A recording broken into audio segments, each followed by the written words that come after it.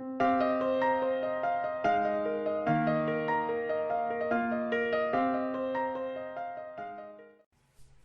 a continuar con nuestra enseñanza desde el capítulo 5 de la epístola a los Gálatas, pero quiero que hagamos lectura, hermanos, del versículo 7 al versículo 12. Versículo 7 al versículo 12 de Gálatas 5. Dice la palabra del Señor: vosotros corríais bien. ¿Quién os estorbó para no obedecer a la verdad? Esta persuasión no procede de aquel que os llama. Un poco de levadura leuda toda la masa. Yo confío respecto de vosotros en el Señor, que no pensaréis de otro modo.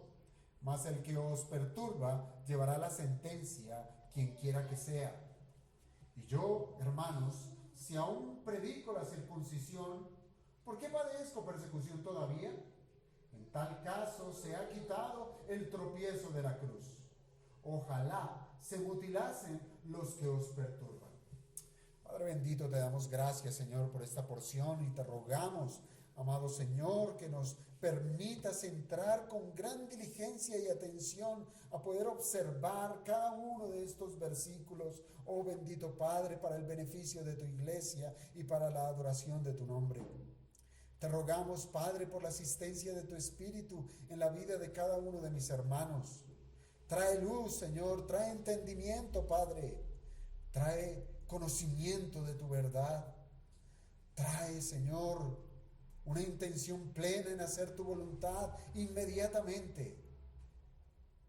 Te rogamos, oh Señor, que nos ayudes en el trasegar de esta vida. Te lo pedimos, oh Señor, en el nombre de tu Hijo Jesucristo. Amén. Podemos tomar asiento, hermanos. Muy bien.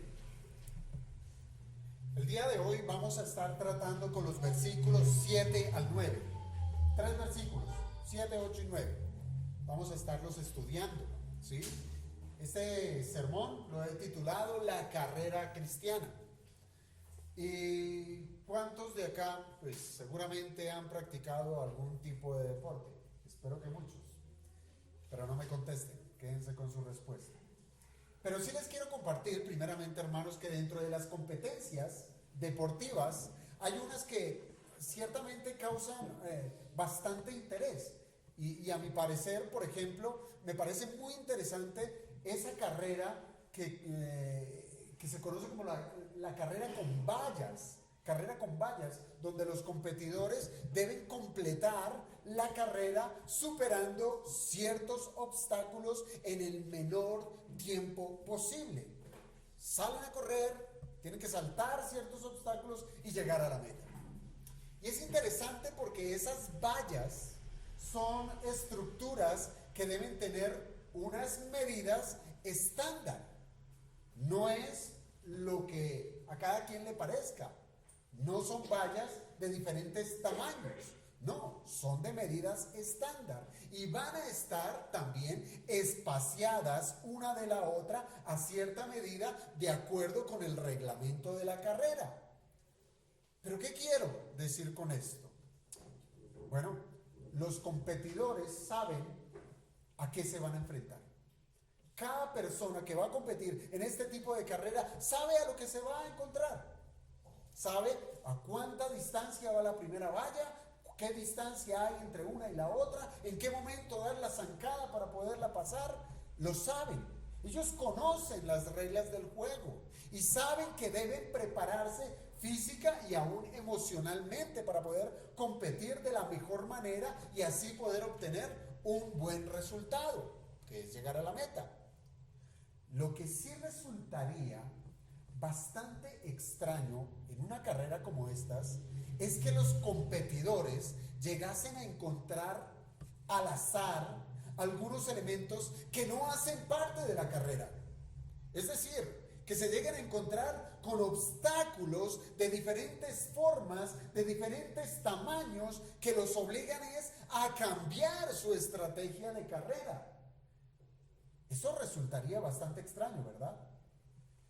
Claro está que se van a tratar de obstáculos que no van a ayudar para el bien, que pueden más bien es desalentar y hacer que su ritmo de carrera mengüe al punto de hacerlos desistir de alcanzar la meta.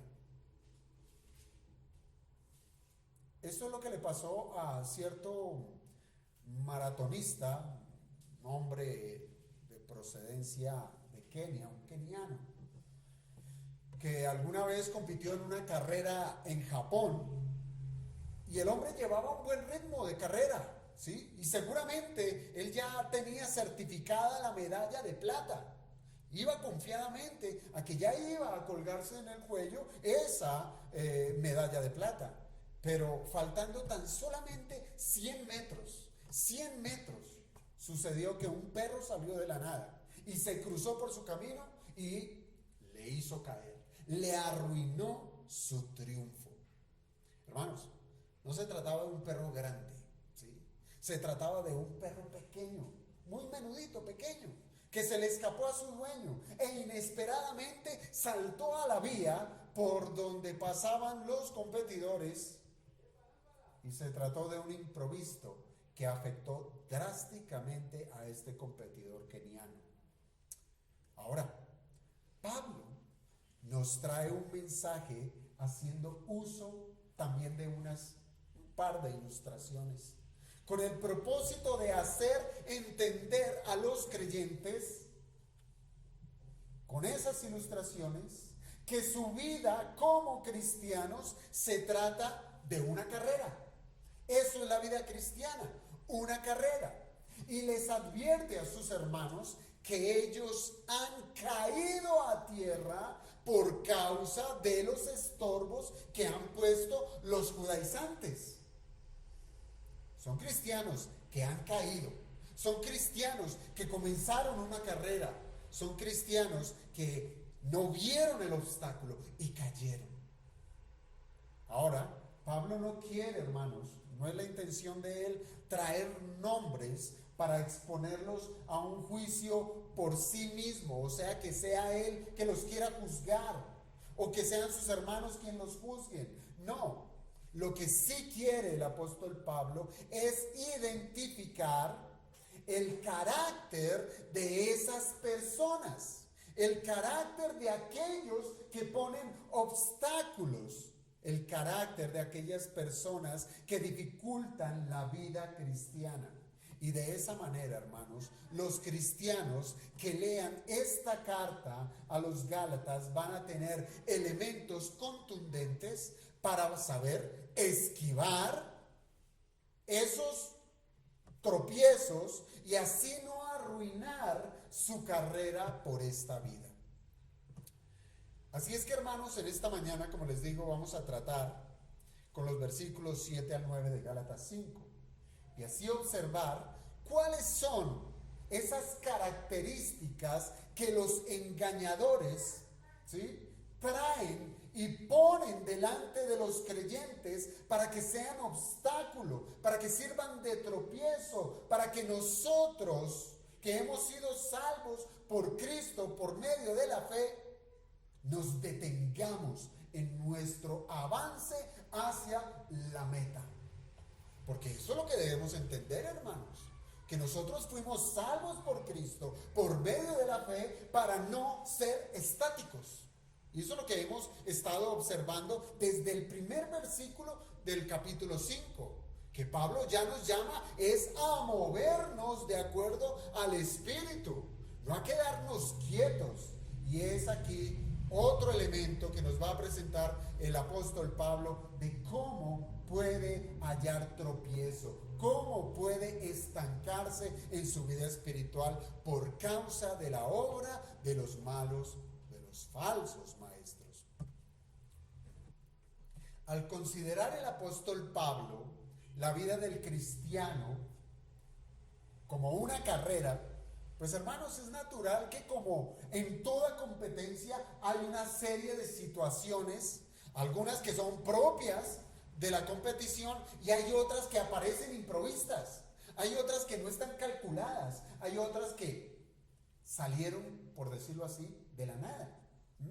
Pero Pablo quiere que nosotros aprendamos que aunque nuestra vida es una carrera, debemos, óigame bien, discernir, activar ese don, movernos al discernimiento de saber cuáles obstáculos no son los propios de nuestro trasegar como hijos de Dios.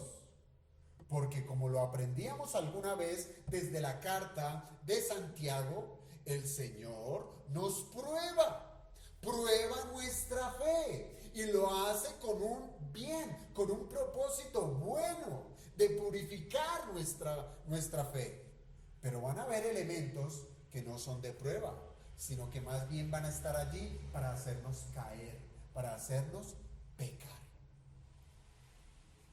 Por tanto, hermanos, discernir los obstáculos primeramente nos debe de llevar a identificar el autor. Debemos estar despiertos. No estamos en un mundo en el cual nosotros pasemos de largo sin ningún tipo de discernimiento.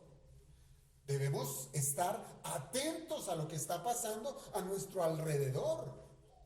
Y al estar atentos, al discernir en esos obstáculos que pueden presentarse en nuestra vida, lo primero que debemos llegar es a identificar quién es el autor de esos obstáculos.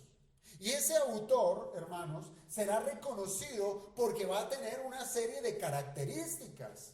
Esos individuos van a ser reconocidos por elementos que nos va a presentar el apóstol Pablo en estos 3 versículos. Primero que todo, porque estos individuos estorban, son de estorbo, ponen estorbo en la vida de los creyentes. El falso maestro, ¿qué más va a hacer? Va a confundir, va a traer sospecha en sus enseñanzas, va a diluir la verdad con la mentira, va a confundir. Y en tercer lugar, estos personajes, estos individuos van a ser de mala influencia, de mala influencia. Y entonces usted va a tomar estos 3 elementos y usted ya va a empezar a identificar en su vida quiénes le estorban para su fe, quienes le confunden su doctrina, quienes van a ser de mala influencia para su vida. Y muy seguramente usted va a tener a esa persona en su casa, en su vecindario, en su trabajo, en la iglesia. En cualquier lugar, allí estará. Por eso es necesario, hermanos, que nos movamos a discernir estos elementos. Así es que, hermanos, que si nosotros al reconocer estas características, pues claramente podemos decir, como Pablo, que Dios no es el autor, porque Dios no quiere eso para el creyente. Jamás Dios ha de poner tropiezos semejantes, trampas mortales para sus hijos. Dios no lo va a hacer. Y si lo pensamos mejor, el actuar de Dios va a estar caracterizado por todo lo contrario. Y así, hermanos, es como nosotros lo hemos estado viendo, lo hemos estado aprendiendo con esos regalos que nos ha hecho Dios por medio del Espíritu Santo, que nos impulsa a seguir el camino cristiano, el camino que Cristo ha trazado. Recuerde, el Espíritu Santo nos capacita, el Espíritu Santo nos ilumina. Y esto es todo lo contrario de estorbar y de confundir.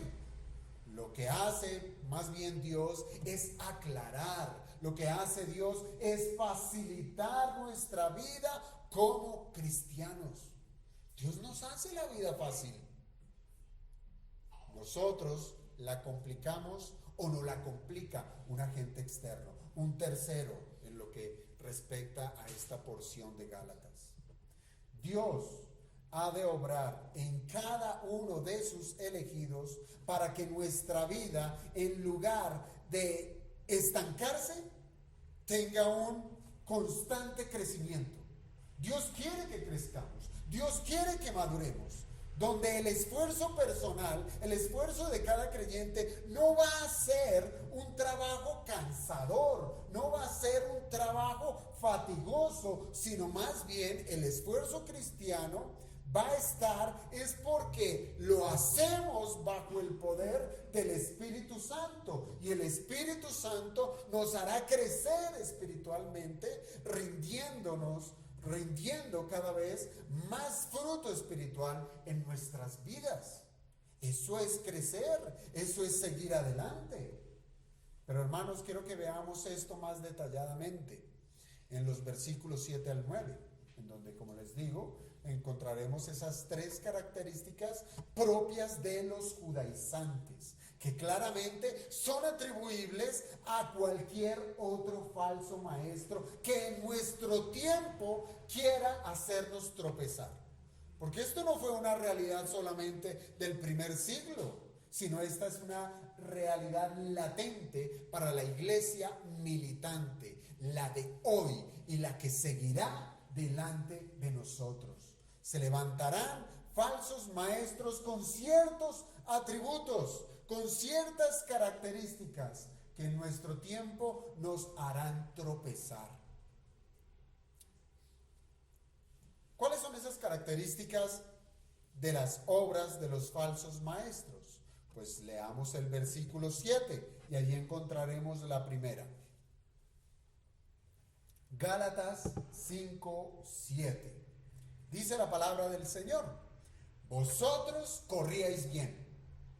¿Quién os estorbó para no obedecer a la verdad? Muy bien.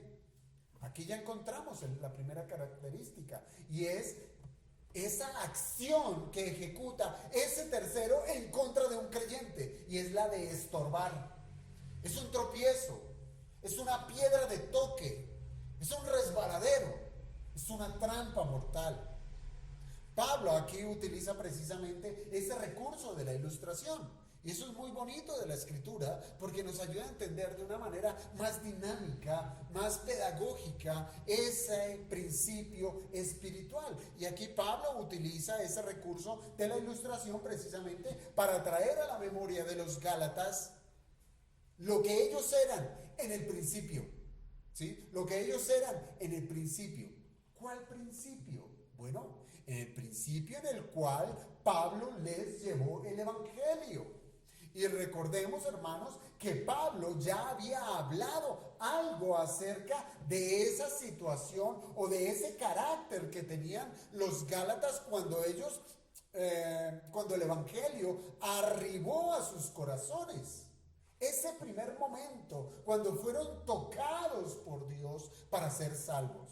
Gálatas 4, capítulo 4, versículos 13 y 14. El apóstol testifica: pues vosotros sabéis que a causa de una enfermedad del cuerpo os anuncié el Evangelio al principio, y no me despreciasteis, ni me desechasteis por la prueba que tenía en mi cuerpo. Antes bien, me recibisteis como a un ángel de Dios, como a Cristo Jesús. Este era el carácter inicial de estos nuevos creyentes. Y seguramente, probablemente es a esto a lo que Pablo se refiere con la expresión: vosotros corríais bien. Esa es la manera del correr, de la práctica cristiana, de la vida cristiana. Se trata, hermanos, de las primeras experiencias cuando estos nuevos cristianos degustaron del bondadoso ofrecimiento del Evangelio que brinda efectivamente nuestro Señor Jesucristo, que lo brinda a Él como el sustituto para pagar la deuda de nuestros pecados. Pero, hermanos, pensemos en la manera que Pablo está expresando esta verdad. Él está utilizando la ilustración de una carrera, la cual se refiere, es decir, esa carrera es, lo que significa es la vida misma del creyente. Esa es la carrera. Vosotros corríais bien. Cuando naciste de nuevo, comenzaste esa nueva carrera y comenzaste bien. Si es que la vida del creyente sobre esta tierra la califica el apóstol Pablo, o la ilustra más bien como una carrera. ¿Desde cuándo? Desde el momento de su salvación. ¿Hasta cuándo, hermano? ¿Hasta cuándo? ¿Hasta que se peca? ¿Hasta que voy a la iglesia el domingo? ¿Es una carrera de domingo a domingo? ¿De qué se trata? ¿Hasta cuándo va esa carrera? Pues hermanos, esa carrera va hasta que ese individuo, ese creyente, sea llevado a la presencia de su Salvador. Allí termina su carrera.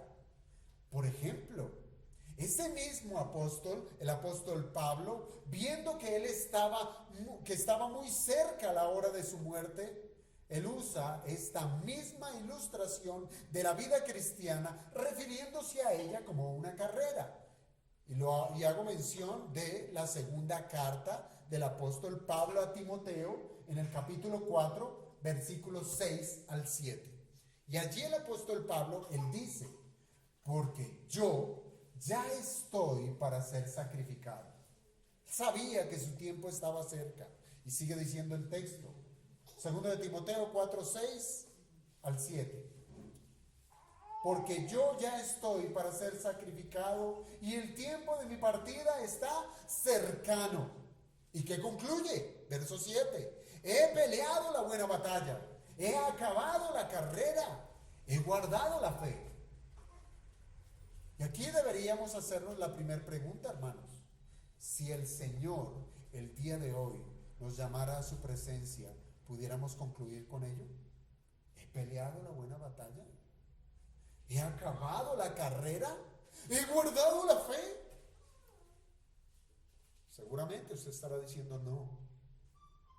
Pero esto, hermano, esto que implica que el día de hoy usted debe llevarse en su corazón una palabra de ánimo en la cual el Espíritu del Señor le puede levantar para seguir hacia adelante, a seguir corriendo bien, como lo hicimos desde un principio.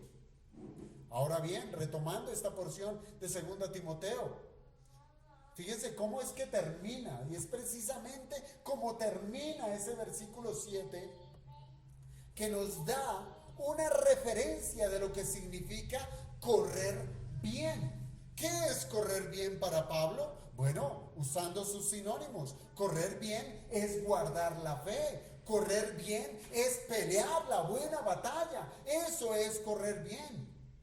Esto no es otra cosa, hermanos, que permanecer en el camino que Cristo ha trazado para quienes han creído en Él.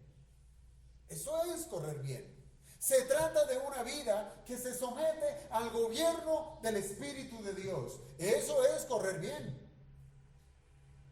Es vivir por fe y para fe, confiando plenamente en las bendiciones que hay en Cristo. Y esto implica ser fieles a la palabra de Dios, guardando cada uno de los mandamientos, sabiendo que por medio de ellos se conoce la voluntad de Dios, y en la obediencia se expresa el amor que le debemos a Él. Eso es correr bien. Eso es correr bien. Teniendo claro esto, hermanos, y además sabiendo ya que el problema que está tratando el apóstol Pablo en esta carta a los Gálatas es el legalismo judaizante, ese es el problema que él está atacando. Entonces, hermanos, no va a ser difícil para nosotros llegar a contestar la pregunta que el apóstol hace aquí en este versículo 7. Él dice: ¿quién os estorbó para no obedecer a la verdad? Mire, yo les hablé de obediencia a la voluntad de Dios, como correr bien. Y es lo que expresa aquí el mismo apóstol. Dice: ustedes corrían bien, ¿sí? Dice: dejaron de correr bien porque alguien los estorbó. ¿Estorbó a qué? A no correr bien. Y él dice que no correr bien es no obedecer a la verdad. Entonces, si usted quiere una manera negativa, un antónimo de lo que es correr bien, es ser un desobediente. Cuando el creyente es desobediente ha caído, ha tropezado y ha menguado en su carrera. Eso es no correr bien. Correr bien es obedecer a la verdad. Pero entonces, ¿quién os estorbó para no obedecer a la verdad? Bueno, fácilmente podemos decir, en el contexto que se nos presenta la carta, es que son los judaizantes. Son ellos, ¿verdad?, quienes estorbaron a los gálatas para que no corrieran bien, para que desobedecieran a la verdad. Pero hermanos, como les digo, esa no es la intención del apóstol Pablo. Él no quiere traer nombres. Él no es su pretensión individualizar a los culpables. Esa no es su intención. Lo que Pablo quiere es que sus hermanos puedan identificar identificar al autor de esas dificultades, de esos estorbos, por medio de esas características que esos malos hombres tienen, siendo la primera de ellas los estorbos que siembran ellos, las limitantes, las trampas en el caminar cristiano que los gálatas precisamente han caído en medio de ellos. Recuerde mi introducción, hermanos. Piense en ese perro que obstaculizó a ese atleta keniano. Nosotros podemos decir que el dueño de ese animal no tuvo la intención de hacer caer al atleta, ¿cierto? No fue la intención. Pero en la carrera, que bien comenzaron los gálatas, los judaizantes sí tuvieron la intención de poner por obstáculo las obras de la ley, en particular la circuncisión. Y esta observancia a la circuncisión hizo frenar a los gálatas ¿en qué? En la obediencia al evangelio, el evangelio demanda poner en acción la fe que les ha sido dada. El evangelio demanda fe, es decir, que se crea en el ofrecimiento. No demanda obras, demanda es confianza. Ahora, con esa piedra, con ese obstáculo que pusieron los judaizantes, pues los gálatas, estos primeros cristianos, tropezaron, cayeron, dudaron, desobedecieron a la verdad, fueron incrédulos. Piense que todo lo que inste al cristiano a la desobediencia de la palabra de Dios es la consigna de ¿quién? ¿Quién está detrás de eso? Satanás mismo. Es el diablo el que quiere que el cristiano sea un desobediente y deshonre a su padre. ¿Acaso no es el diablo quien quiere que el hombre haga caso omiso a la voluntad de Dios? Sí, es él. Ahora, ¿qué esperaremos de sus siervos? ¿Qué esperaremos de los siervos de Satanás? Ellos siempre van a poner limitantes a la obediencia de un hijo de Dios. Hermano, todo consejo, presten atención, todo consejo, todo comentario, toda invitación y aún hasta una orden o una ley civil, y también aún en el seno del hogar, alguna orden que vaya en contra de la fe cristiana, es un estorbo para el cristiano, es un estorbo para su santificación, es un estorbo para el creyente, es una piedra de tropiezo. Y esto puede ser visto en cualquiera de las esferas en que el cristiano se encuentre. Puede ser un cónyuge, puede ser el esposo, puede ser la esposa, puede ser un familiar, puede ser el jefe de la compañía en la cual usted trabaja, y hasta puede ser su pastor, puede ser un líder religioso. Cualquiera de ellos pueden estar poniendo obstáculos con sugerencias, con órdenes, con enseñanzas que harán de usted, que es un creyente, harán de usted un desobediente. Y esto es si usted está dispuesto a dejarse estorbar. Viene el falso maestro, le pone la piedra de tropiezo, pero si usted la discierne, usted puede decir no, ¿cierto? Está en la libertad de hacerlo, si conoce la escritura, y darle la vueltica y seguir su carrera. Pero hay quienes no disciernen y ven en ese mandamiento, ven en esa sugerencia, en ese consejo, en esa enseñanza como algo bueno, y allí se estancan espiritualmente.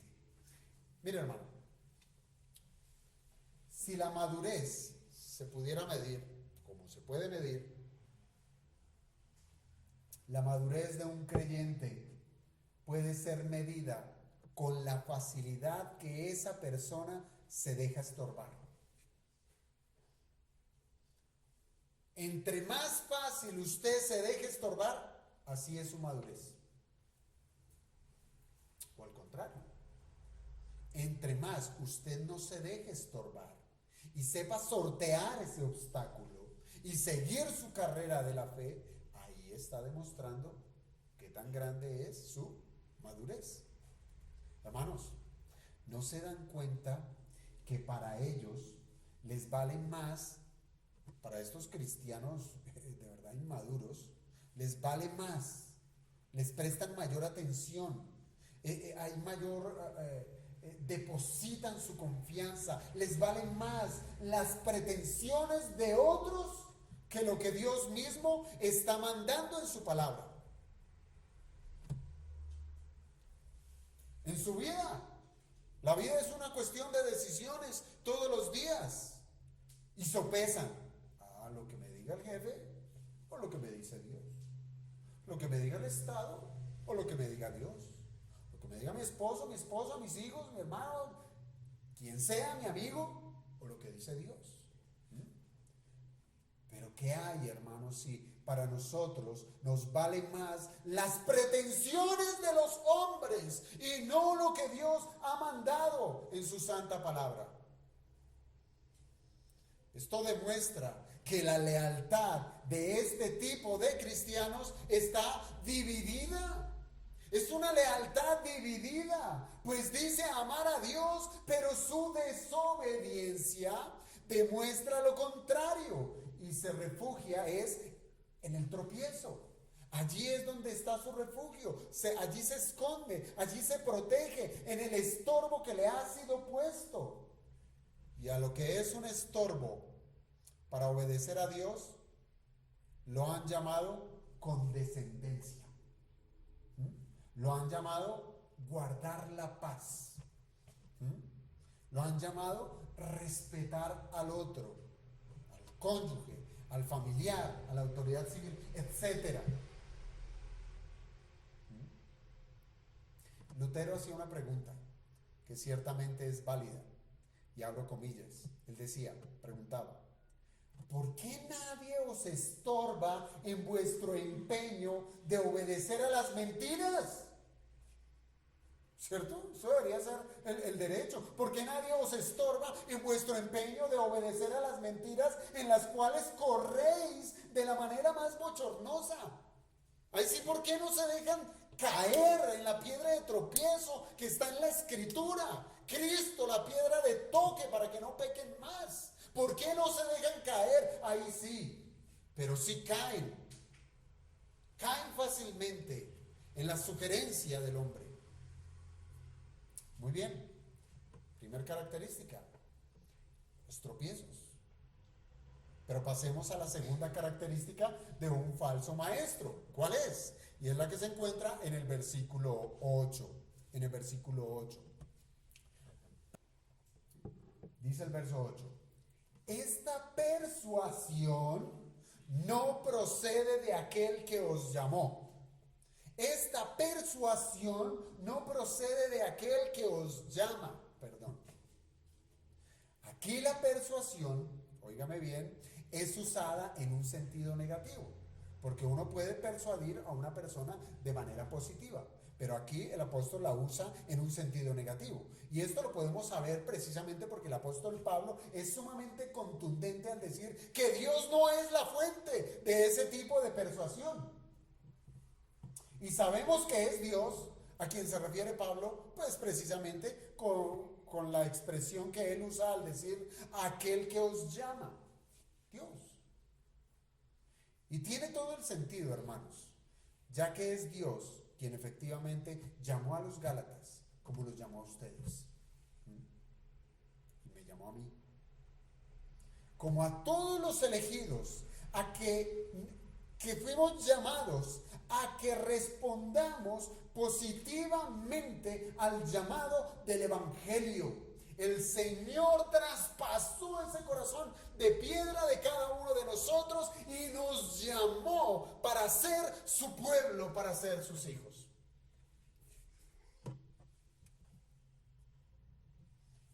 Y por medio de ese mensaje del Evangelio que recibieron los Gálatas, que recibieron ustedes, que recibí yo, el Señor demanda de estos individuos, de estos hombres, de ustedes, de mí, de todos los que han sido elegidos por el Señor demanda arrepentimiento de sus pecados y demanda fe en Cristo Jesús como su Salvador. Llama efectivamente.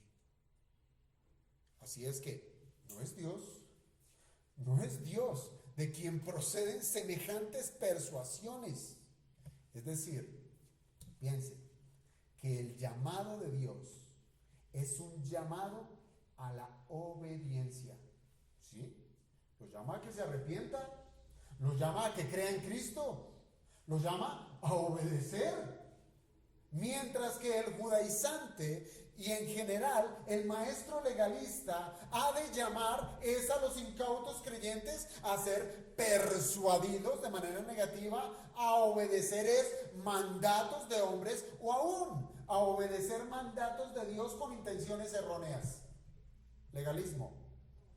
Lo cual resulta en ¿qué? Desobediencia a Dios.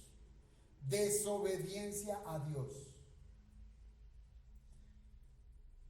Piense, si alguna enseñanza que se reciba de parte de algún pastor o de algún líder que contradiga las Escrituras, por más que suene espiritual, por más que suene bien intencionada, esto no deja de ser una mera persuasión a desobedecer a Dios.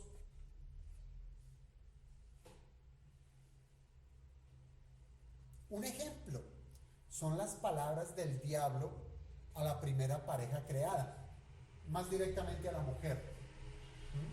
Eso es un ejemplo de persuasión negativa. ¿Qué le dijo el diablo a la mujer? Con que Dios os ha dicho, no comáis de todo árbol del huerto.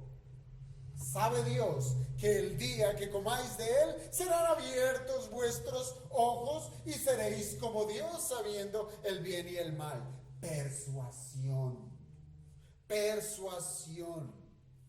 Como ven, hermanos, la persuasión es a la desobediencia. Y la persuasión a la desobediencia será tal cual, será sutil. Será sutil, será astuta y llena de argumentos que como cualquier anzuelo en una buena carnada atrapará a cualquiera. A cualquiera. Así lo dice el proverbio. Proverbio 7, verso 21. Lo rindió con la suavidad de sus muchas palabras. Mire cómo lo venció, cómo lo rindió a su oyente. Lo rindió con la suavidad de muchas palabras. Le obligó con la salamería de sus labios. Traficante, un vendedor de almas.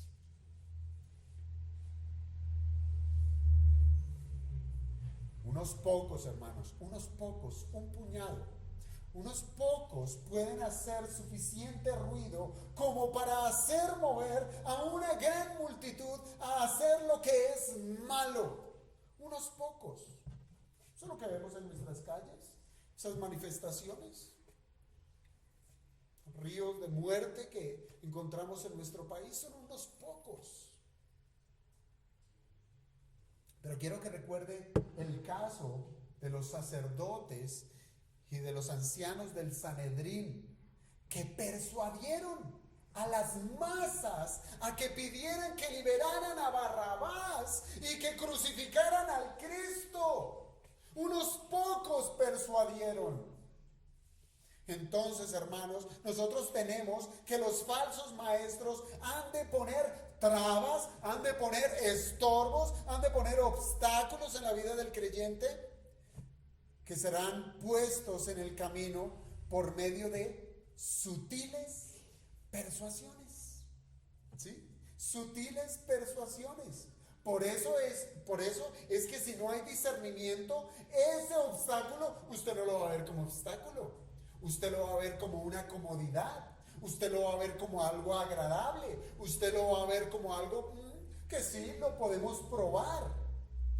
Y va a caer en el lazo que lo esclavizará más y más. En el caso de los Gálatas, al legalismo, y en un caso más amplio, ser esclavos nuevamente de nuestro pecado. Y será, hermanos, como cierto estribillo que escuchaba alguna vez de una canción que decía: el que siga buen camino tendrá sillas peligrosas que lo inviten a parar. Usted va con su paso, caminando hacia la meta, y el falso maestro estará allí poniéndole sillas atractivas que no las va a ver usted como un obstáculo, sino como esa condición. Descanso, qué bueno, lo merezco, lo necesito. ¿Por qué no? Si todos lo hacen, el mundo lo hace, ¿por qué yo no? Y allí estará usted estancado en su vida espiritual. Así es que, hermano, yo le pregunto, ¿le han instado, le han invitado a que no haga lo que es debido? Ya sea bajo amenazas de perder algún beneficio, o por la satisfacción que usted le debe a cierta persona. Así es como viene ese tipo de persuasión. Viene bajo una amenaza o viene bajo una buena intención de quedar bien con otra persona. Ahora bien, sea como fuere, la manera que usted sea persuadido, usted va a estar en un punto en que lo van a querer convencer. Eso es lo que quieren, convencerlo. Van a usar todos los elementos necesarios para convencerlo. Piense primero en quién es su Señor. Piense primero en quién es su Señor. ¿Quién le salvó? El cual le dijo: el que ame a padre o a madre más que a mí, no es digno de mí. No es digno de mí. El que ama a hijo o a hija más que a mí, ¿qué? No es digno de mí. Y el que no toma su cruz y sigue en pos de mí, no es digno de mí. El que haya la vida la perderá, y el que pierde su vida por causa de mí, la hallará. Así razona la Biblia. Así es que antes de dejarse convencer por las persuasiones de otro hombre, piense quién es su Señor, a quién debe amar primero. Ahora, además de confundir, además de traer tropiezos, los falsos maestros se caracterizan por ser malas influencias. Son malas influencias. Y es lo que tenemos en el versículo 9. Un poco de levadura leuda toda la masa. En otra oportunidad, a los corintios, el apóstol Pablo utilizó esta ilustración. Y nuevamente encontramos que Pablo aquí ya está usando un lenguaje figurado, ¿sí? Más exactamente un estilo de proverbio, lo que tenemos aquí. Un poco de levadura leuda toda la masa. Y bajo este tipo de proverbio, lo que va a hacer el apóstol Pablo es permitir ver a su audiencia, a los creyentes, a nosotros, que los falsos maestros son malas influencias. ¿De qué manera? Por más pequeña que sea, es decir, puede ser un simple consejo. Ese pequeño consejo va a resultar en una catástrofe. En una catástrofe. Piense en esto. Para llegar a cometer un pecado, el más grotesco, el más denigrante, incluso para llegar a la apostasía, que no es otra cosa que negar la fe abiertamente, ocurre de la misma manera como les pasó a los Gálatas, que pasaron de la gracia a las obras. Y en ese cambio de pasar de la gracia a las obras, de pasar a vivir en obediencia a una vida de pecado, de pasar de creer en Cristo para después negarlo, hay una transición. Una transición que tuvo su origen en un simple enunciado en el caso de los Gálatas. En el caso de los Gálatas se les dijo: si no os circuncidáis conforme al rito de Moisés, no podéis ser salvos. Una semillita se les puso delante de estos nuevos creyentes gálatas. Una semilla. Fíjense que no hubo mayor explicación de doctrina, ¿sí? Los judaizantes seguramente no dijeron: bueno, vamos a estudiar la ley de Moisés, esto nos vamos a dedicar 6 meses. No, ellos sencillamente dijeron: si no os circuncidáis. Y miren, y esto lo uno precisamente con el proverbio, con salamería. Eso no es sino con salamería. Si no os circuncidáis conforme al rito de Moisés, lo siento, no podéis ser salvos. No, pero es que Pablo nos dijo que por fe. Bueno, sí. Creen en Cristo, pero si no os circuncidáis, no podéis ser salvos. Salamería.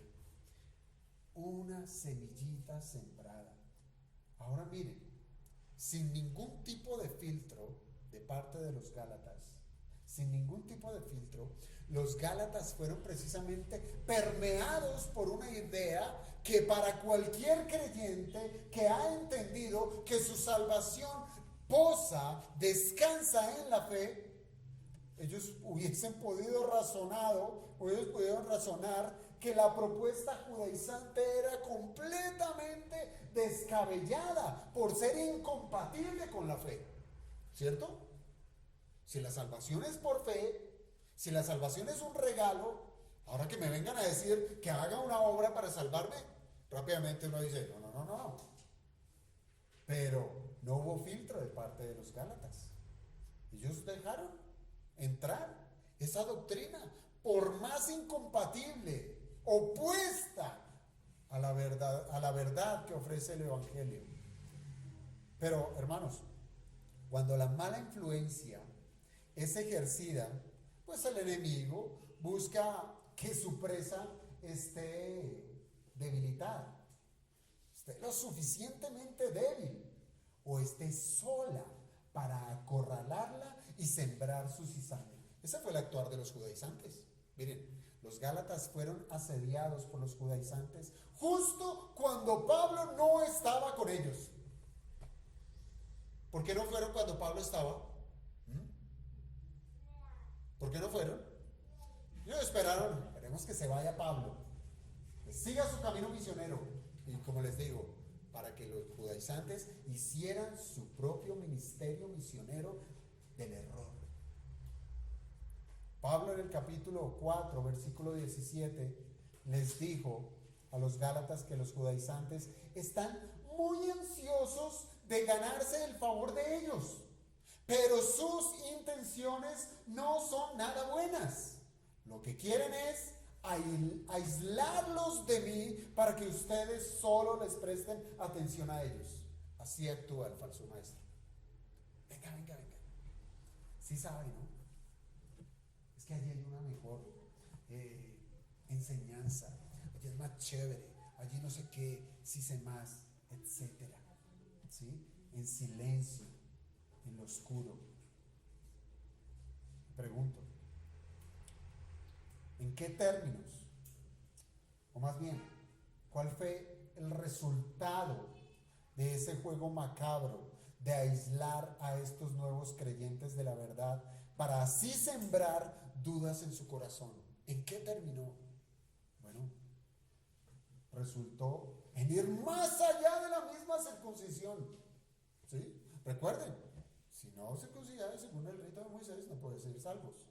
Y esto llevó a más, porque si ustedes leen en Gálatas 4, versículo 10, el apóstol Pablo dijo de los Gálatas: ustedes guardáis los días, los meses, los tiempos y los años. Es decir, estos resultaron atendiendo a todas las prácticas judías y con ello estaban negando la fe. Resultaron siendo unos desobedientes de la verdad. Una semillita que se les sembró.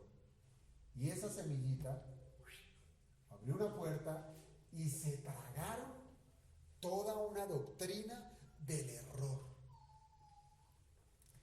Esa es la acción, hermanos, que produce la levadura.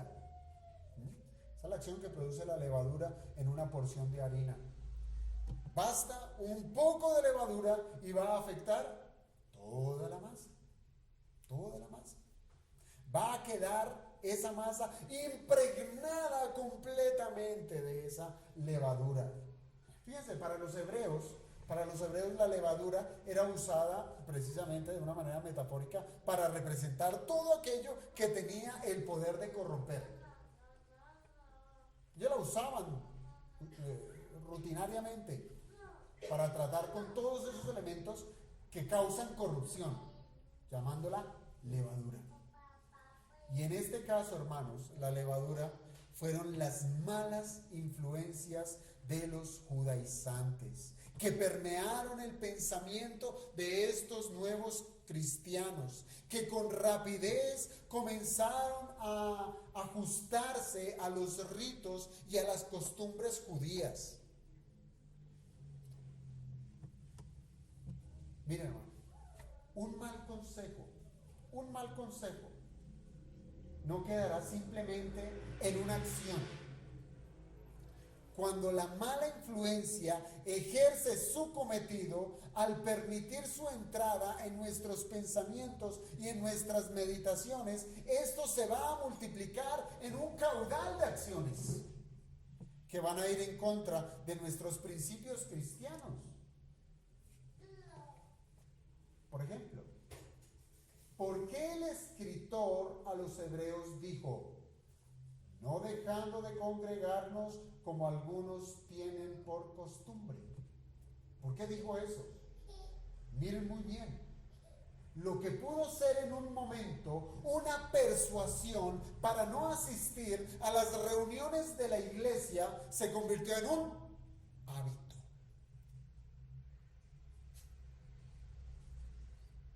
Levadura, un poco de levadura leudó toda la masa. Dijo el apóstol: como algunos tienen por costumbre, por hábito, fueron permeados en su carácter. Toda desviación doctrinal comienza precisamente por pequeñeces que terminen socavando la fe hasta a la raíz. Usted no va a estar escuchando de manera abierta un mensaje anticristiano. Usted puede ir a una iglesia y usted no va a encontrar un mensaje así abierto, anticristiano, satánico. No. Usted va a escuchar sermones donde se predica la verdad con una pequeña porción del error, allí escondida. Ese es el modo de actuar de los falsos maestros. Y así mismo lo dejó registrado el apóstol Pedro en su segunda carta, cuando él dijo: pero hubo también falsos profetas entre el pueblo, como habrá entre vosotros falsos maestros, que introducirán, óigame bien, encubiertamente, a escondidas, solapadamente, herejías destructoras, y aún negarán al Señor que los rescató, atrayendo sobre sí mismos destrucción repentina. Entre vosotros, les dice el apóstol a la iglesia, entre ustedes, iglesia, entrarán falsos maestros y provocarán una destrucción por meter herejías escondidas en su enseñanza. Así como Pedro resalta que para el enemigo de la verdad provoca con sus actos su propia destrucción, Pablo también advierte que estos hombres perversos van a ser juzgados por sus obras malignas, ¿sí? Que es lo que vamos a ver en el versículo 10, pero esto lo vamos a dejar para un próximo sermón. Pero antes de terminar, hermanos, yo quiero que mediten esto. Cualquiera que pretenda cortar el paso de su carrera cristiana va a ser fácilmente identificable. Así es que no pase usted de agache y decir: me engañaron, no me di cuenta. Si no se dio cuenta es porque no vio la Biblia. Usted lo puede identificar. Pues como vimos, se trata de individuos que pondrán delante de ustedes obstáculos que harán que usted desista de vivir en la fe. Usted los va a identificar.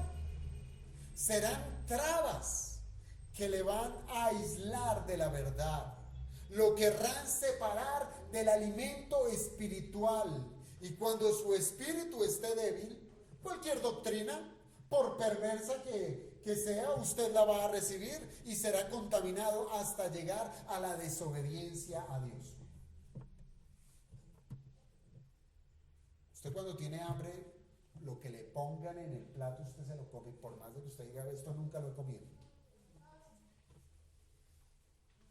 Así mismo va a pasar con su espíritu. Usted se debilita espiritualmente, usted deja de comer la vianda espiritual, y usted va a empezar: quiero, y empieza a comer basura, y se contaminó de falsas doctrinas. La enseñanza de hacer buenas obras para conseguir la bendición de Dios, eso es legalismo, pone impedimentos a su progreso en el camino de la vida cristiana. Y esas obras pueden ser pequeñas sutilezas, pueden ser: quiero dedicar un buen tiempo a mi familia, ¿sí? Pero menos tiempo a Dios. Quiero trabajar más para tener más dinero y poder solventar todas mis deudas, pero menos devociones familiares. Son sutilezas, hermanos, que le van a alejar de hacer la voluntad de Dios. Y jamás piense que ese tipo de persuasiones provienen de Dios. No lo piense. Jamás Dios ha de poner obstáculos para que sus hijos no avancen en la piedad. Él no lo va a hacer. Él no va a poner trabas para que su crecimiento espiritual mengüe. Así es que no se vaya a justificar o no justifique sus acciones desobedientes diciendo: así Dios lo quiso. Esa fue la voluntad de Dios, porque no lo es. Esa no fue la voluntad de Dios. ¿Qué pasa con un pequeño palo atravesado en la rueda de una bicicleta? un palo en la rueda producirá un grave accidente. Un pequeño perro en la vía le hará perder la carrera. Un mal consejo le apartará de Dios. Al aceptar que un poco de obras nos permiten recibir la bendición de Dios, hermano, se echa a perder la doctrina de la salvación, se echa a perder la doctrina de la santificación, que es por gracia. Y termino con esta pregunta: si hoy el Señor lo llama a su presencia, ¿pudiera decir lo mismo que dijo el apóstol Pablo? He acabado la carrera, he guardado la fe. Hermanos, que el Señor nos ayude de verdad a tener discernimiento y a poder identificar esos enemigos espirituales que, como les digo, no están lejos, no, están cerca. Pueden estar en nuestra casa, vecindario, iglesia, etcétera.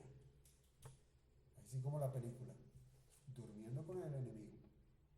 Y usted no se ha dado cuenta. Y usted está permeando su vida, su carrera cristiana, con consejos, con persuasiones, aún con mandamientos. No vaya, no. Y usted está cayendo en un desequilibrio espiritual que lo va a llevar a la desobediencia. Vosotros corríais bien. ¿Quién os estorbó para no obedecer a la verdad? Que el Señor nos ayude, hermanos. Vamos a orar.